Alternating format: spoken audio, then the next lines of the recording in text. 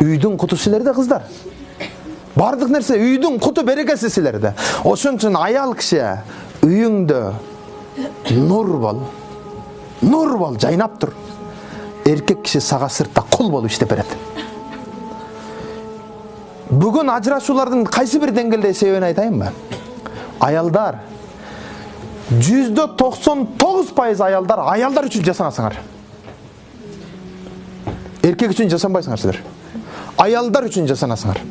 Тойго барсак да, муну мурдагы тойго кийген жаңы алыш керек. Ким көрүп калган? Аялдар көрүп калган. Биз эркектерге баары тойдо касымен жүрө беребиз. Өзүбүз үйлөнгөндө касымен жүрө беребиз. Аялдар 99% аялдар үчүн жасалат. Ачык айтайын. Ошол эле учурда аялдар үйдүн куту берекеси сиздер дедим. Ажырашуунун себеби да ушул жерде. Аялдар биринчи эреже унутпаңыздар. Өзүңдүн күйөөңдү жумушка кетип баратканда туруп узатып, жумуштан келгенде ордуңдан туруп тосуп алышты үйрөнгүлө. Экинчи эреже, өзүңдүн күйөөң үйгө келип атканда күндө бир эле жолдошуңдун өзүн үйгө мейман келатат дегендей сезим менен тосушты үйрөнгүлө. Мейман келатат дегенде үйдү тазалайсыздар го?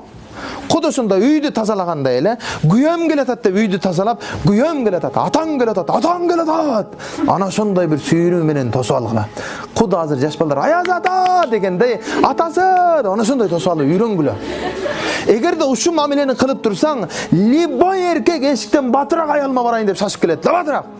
Келер замат эшикти ача, каякта жүрөт, саат канча эмне болсо, ана эркек кегиз келбейт үйгө, ачык айтайын.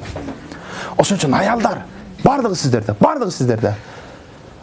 Урматтуу аялдар, мен эркектер үчүн отдельно бул башка сабак берем, бирок аялдар үчүн аялдарга тиешелүү жаңган айтып атам. Билем, эркектердин да толтура күнөөлөрү бар.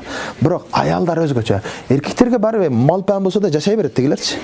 Эркектерге баары бир. Бирок аял киши акылсыз болсо, ал жашай албайт. Бир тээп чыгарып коет сени нарага. Түшүн айтайын. Бир тээп чыгарып коет, келген жериңе жоголду айтып коет нарага. Аял киши акылдуу болсун. Аял киши эркектен 2 эсе күчтүү болсун керек болсо. Күчтүү дегенде жан дүйнө руханий тараптан күчтүү болсун.